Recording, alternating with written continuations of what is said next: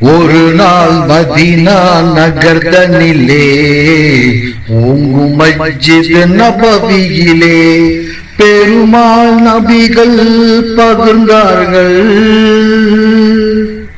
பெருமாள் நபிகள் பகிர்ந்தார்கள் பண்புடன் தோழர்கள் மத்தியிலே.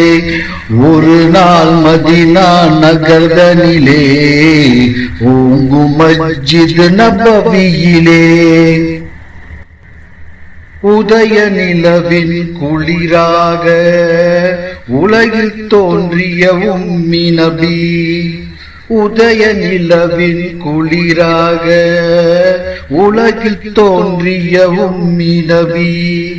நீதிமறையின் திருவுருவாய் தினமும் வாழ்ந்து தூதர் சொன்னார். இறுதி நாள் நெருங்கி வருகிறது, இறைவனின் அழைப்பும் தெரிகிறது.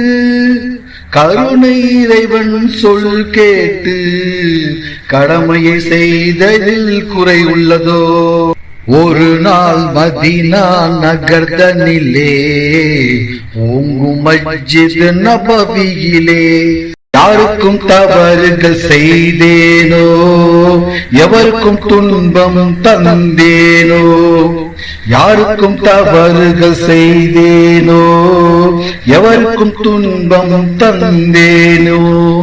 கூறுங்கள் அன்பு தோழர்களே, குறைகள் இருந்தால் கூறுங்கள்.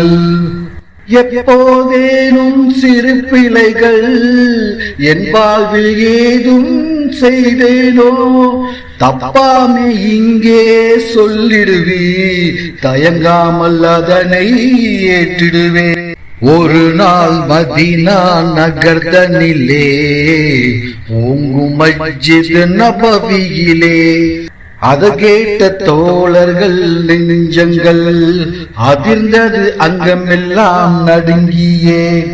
அது கேட்ட தோழர்கள் நெஞ்சங்கள் அதிர்ந்தது அங்கமெல்லாம் நடுங்கியே.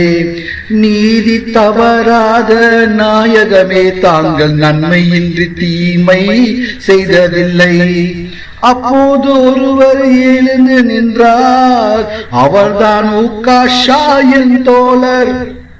ஒப்பில்லாத இறை தூதே, ஓர் குறை உமக்கு உண்டு என்றார். சொன்னதும் சஹாபா பெருமக்கள் சினத்தால் துடித்து எழுந்தார்கள்.